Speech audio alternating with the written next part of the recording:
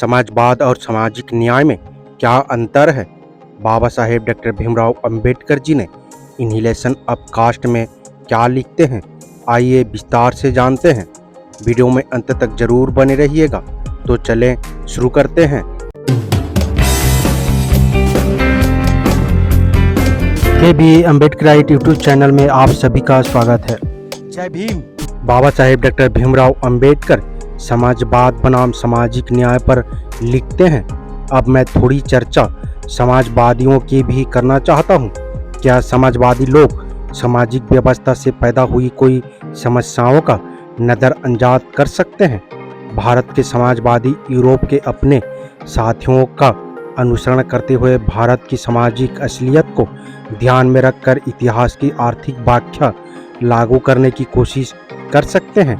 उनकी मान्यता है कि व्यक्ति एक आर्थिक प्राणी है, उसके काम और इच्छाएं आर्थिक तत्वों से बंधी हुई है और सत्ता यानी शक्ति का एकमात्र साधन केवल जायदाद ही है। इसलिए वो बार बार कहते हैं कि राजनीतिक और सामाजिक सुधार बहुत बड़ा भ्रम और धोखा है और संपत्ति की बराबरी करने वाला आर्थिक सुधार दूसरे हर प्रकार के सुधारों से पहले होना चाहिए। कभी भी व्यक्ति इस बात से संतुष्ट हो सकता है कि आर्थिक उद्देश्य से केवल वो उद्देश्य नहीं हो सकते जिनसे व्यक्ति कार्यशील होता है। मानव समाज का कोई भी विद्यार्थी ये नहीं मान सकता है कि आर्थिक ताकत ही एकमात्र ताकत है। सच्चाई यह है कि व्यक्ति का सामाजिक स्तर भी अक्सर ताकत का आधार बनता है, क्योंकि सामाजिक दर्जे के आधार पर ही महापुरुषों ने सामान्य लोगों पर ही अपनी सत्ता कायम की है।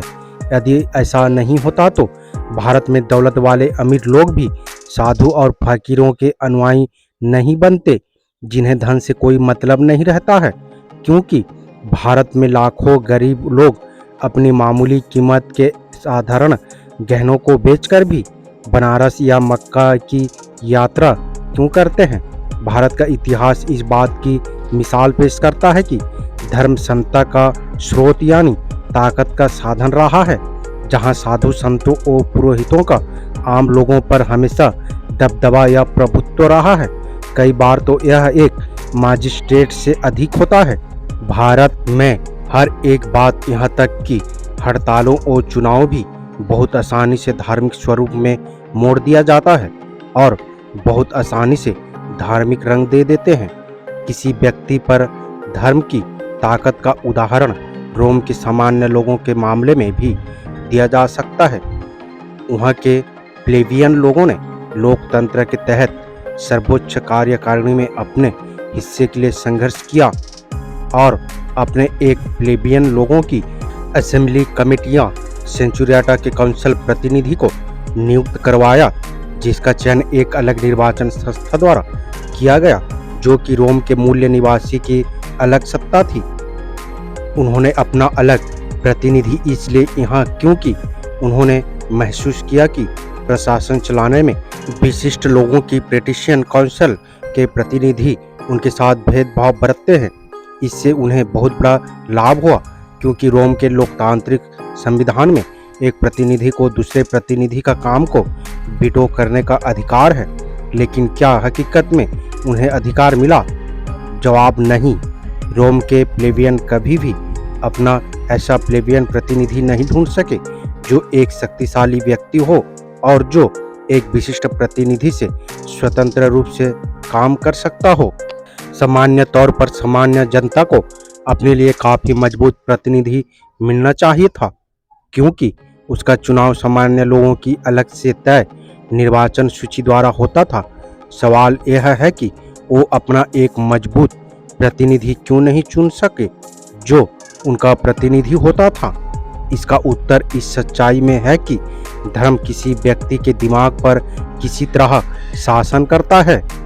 पूरे रोमन समाज में यह स्वीकृति प्रथा थी कि कोई भी सरकारी अधिकारी तब तक अपने ऑफिस का काम शुरू नहीं कर सकता था जब तक कि कोई पुरोहित या धर्मगुरु ये नहीं कह देता था कि वह डेल्फा देवी को स्वीकार है। देवी के मंदिर का मुख्य पुजारी विशिष्ट वर्ग होता था।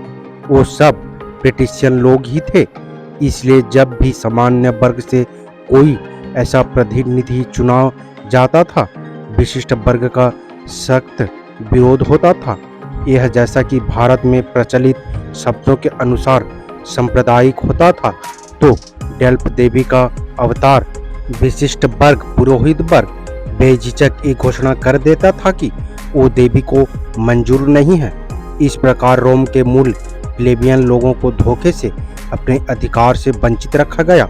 लेकिन ध्यान देने वाली बात यह है कि प्लेबियन लोगों ने भी अपने आप को धोखा दिया जाने की आज्ञा इसलिए दी, यानी स्वयं के साथ धोखाधड़ी होने दी, क्योंकि विशिष्ट वर्ग के पेट्रिशियन लोगों की तरह उनका भी यह दृढ़ विश्वास था कि किसी सरकारी अधिकारी को अपने पद का कामकाज शुरू करने से पहले डेल्फा देवी की मंजूरी प्राप्त करना बहुत ही जरूरी है। लोगों द्वारा सिर्फ चुना जाना ही काफ़ी नहीं है। यदि सामान्य प्लेबियंस लोगों ने यह मांग की होती कि चुनाव ही पर्याप्त है और देवी की मंजूरी जरूरी नहीं है, तो वो उस राजनीतिक अधिकार का पूरा लाभ उठा सकते थे जो उन्होंने हासिल किया था। लेकिन उन्होंने ऐसा नहीं किया था।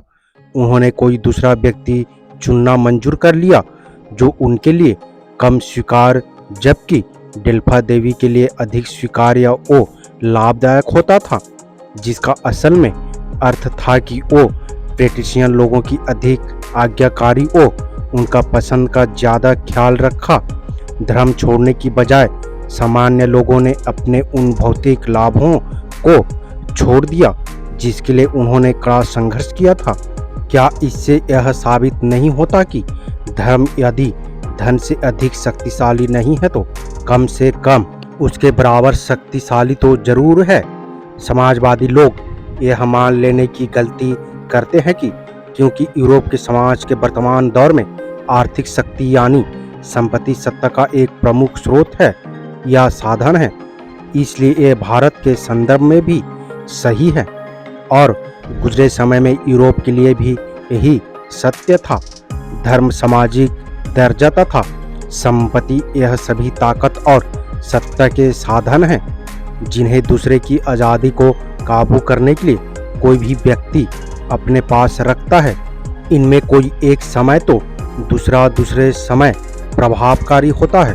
सच यह है कि यदि आज़ादी आदर्श है और आज़ादी का मतलब उस प्रभुत्व की विनाश है जो कोई दूसरे व्यक्ति पर कायम रखता है, तो इस पर जोर नहीं दिया जा सकता है कि आर्थिक सुधार एक ऐसा सुधार है जो अनुसरण करने योग्य है।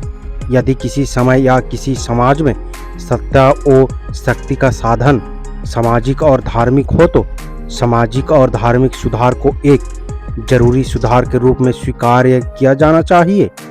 इस प्रकार भारत के समाजवादियों द्वारा अपनाए गए इतिहास की आर्थिक व्याख्या के सिद्धांतों में दोष निकालकर आलोचना की जा सकती है कि लेकिन मेरी मान्यता है कि समाजवादियों का यह दावा है कि संपत्ति का समानीकरण या बराबर बंटवारा ही असली सुधार है और यह अन्य सभी सुधारों से पहले होना चाहिए। फिर भी जो मैं समाजवादियों से सवाल पूछना चाहता हूं कि क्या आप पहले सामाजिक ढांचे में बदलाव या सुधार लाए बिना आर्थिक सुधार कर सकते हैं? ऐसा लगता है कि भारत के समाजवादियों ने इस सवाल की ओर कभी ध्यान ही नहीं दिया। मैं नहीं चाहता कि वो अन्याय करें। मैं एक पत्र के अंश का हवाला दे रहा हूं जिसे एक प्रमुख समाजवादी ने कुछ दिन पहले मेरे एक मित्र को लिखा था। इस पत्र में उसने लिखा था कि मेरा यह विश्वास है कि हम लोग तब तक भारत में एक स्वतंत्र समाज तैयार नहीं कर सकते हैं जब तक एक वर्ग विशेष द्वारा दूसरे वर्ग का शोषण, दमन या उसके साथ दुर्व्यवहार जारी रहता है। समाजवादी आदर्शों में विश्वास रखते हुए मेरा यह पक्का विश्वास है कि समाज के विभिन्न वर्गों और समूह में वापसी व्यवहार की बराबरी होनी चाहिए। मेरा विश्वास है कि यह समस्या और समस्याओं का केवल एक समाजवादी ही सही हल है। इस मान्यता को पर्याप्त कहना उस समझदारी के प्रति पूरी तरह से न समझी होगी जो समाज में निहित है। यदि समाजवाद एक व्यवहारिक कार्यक्रम है और सिर्फ दूसरे का आदर्श नहीं है तो समाजवादियों के लिए यह सवाल नहीं रह जाता है कि वो समाज में बराबरी में विश्वास करते हैं या नहीं। उसके लिए सवाल यह होता है कि क्या वह एक वर्ग द्वारा दूसरे वर्ग के साथ दुर्व्यवहार या शोषण दमन को सामाजिक व्यवस्था का अंग मानता है या नहीं। मैं उन कारणों को स्पष्ट करना चाहूँगा कि जो मुझे अपनी बातें पूरी तरह से स्पष्ट करने के लिए समाजवाद की समझ से संबंध रखते हैं। ये बात साफ है कि समाजवादियों द्वारा सोचा गया आर्थिक सुधार तब तक संभव नहीं है जब तक क्रांति के द्वारा सत्ता पर कब्जा नहीं कर लिया गया। सत्ता पर यह कब्जा गरीब सर्वहार वर्ग द्वारा किया जाना चाहिए। पहला सवाल ये पूछता हूँ कि भारत के गरीब मेहनतकांक्ष सर्वहारा एकजुट होंगे ताकि ये क्रांति की जा सके। यह क्या कारण हो सकता है जो लोगों को इसके लिए प्रेरित करेगा।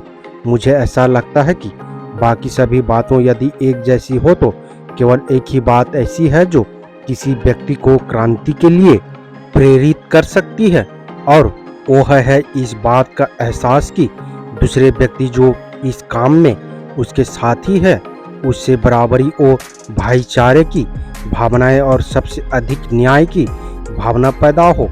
लोग संपत्ति की बराबरी करने वाली किसी भी क्रांति में तब तक शामिल नहीं होंगे जब तक उनको यह विश्वास नहीं होगा कि क्रांति सफल हो जाने के बाद उनके साथ बराबरी का व्यवहार होगा और जाति वंश या नस्ल के आधार पर कोई भेदभाव और उत्पीड़न नहीं किया जाएगा। मुझे आशा है कि क्रांति का नेतृत्व करने वाले एक समाजवादी का यह भरोसा दिलाना ही काफ़ी नहीं होगा कि वो जाति पाति में विश्वास नहीं रखता है। यह भरोसा दिलाना ऐसा होना चाहिए कि इससे बुनियाद और गहरी होनी चाहिए। खास तौर से वह यह है कि एक देश के सभी लोगों के बीच बराबरी और भाईचारे की भावना मानसिक स्तर पर हो। क्या ये कहा जा सकता है कि भारत का गरीब मेहनत का सरबराह वर्ग होते हुए भी गरीब अमीर और गरीबी के अलावा किसी अन्य भेदभाव को नहीं मानता है? क्या कहा जा सकता है कि गरीब लोग जाति नस्ल वंश या ऊंच नीच के भेदभाव को नहीं मानते? यदि ये सच है कि वो ऐसा भेदभाव मानते हैं तो अमीरों के खिलाफ संघर्ष में ऐसे गरीब सरबराह लोगों से किसी भी मोर्चे पर एकता की क्या उम्मीद की जा सकती है? कोई क्रांति कैसे हो सकती है जब तक सरबराह एक संयुक्त मोर्चे नहीं बना सकते? केवल विचार के लिए यह मान भी लिया जाए कि संयोग से किसी चमत्कार के कारण यदि क्रांति हो भी जाए और समाजवादी सत्ता में भी आ जाए तो क्या उन्हें भारत में उन समस्याओं से जूझना पड़ेगा जो विशेष सामाजिक व्यवस्था के कारण भारत में पहले से मौजूद है? मैं नहीं समझता कि भारत में एक समाजवादी सरकार जात पात ऊंच नीच और अन्य रूढ़ियों और संकीर्णताओं से पैदा हुई समस्याओं पर काबू पाए बिना एक पल भी चल सकती है।